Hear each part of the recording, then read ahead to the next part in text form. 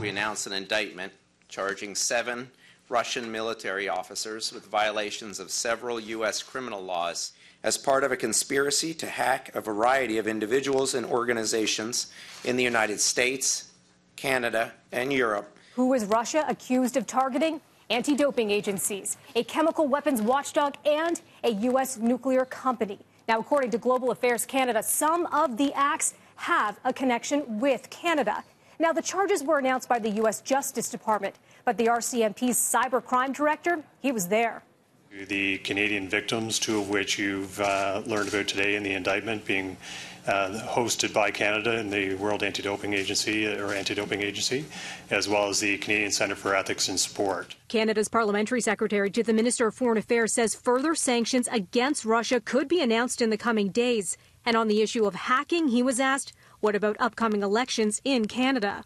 The Minister of Democratic Reform has in her mandate letter a specific series of activities which she has conducted and is conducting with the various authorities here in Canada to ensure that our elections are fair, free, and non-interfered with by, for example, Russian state actors. Russia's GRU military spy agency accused not only of stealing data to smear international anti-doping agencies, but also of releasing private medical information of more than 250 athletes from 30 countries. This began with the disclosure of Russian state-sponsored doping program for its athletes. In other words, Russia cheated.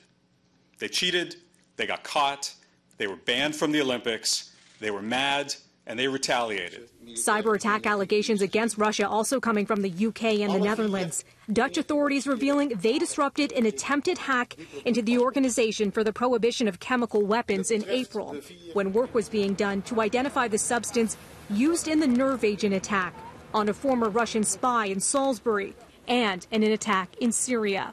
The alleged hacking plot involves suspects with diplomatic passports who parked a car at a hotel next to the chemical weapons watchdog. Equipment in the vehicle designed to hack into the agency's Wi-Fi network. Russia must stop this reckless pattern of behavior. And a connection to the U.S. revealed by the British ambassador to the Netherlands, who says the suspects caught with spy gear in their car were from the same GRU unit accused of hacking the Democratic National Committee before the 2016 election. Moscow denying all allegations.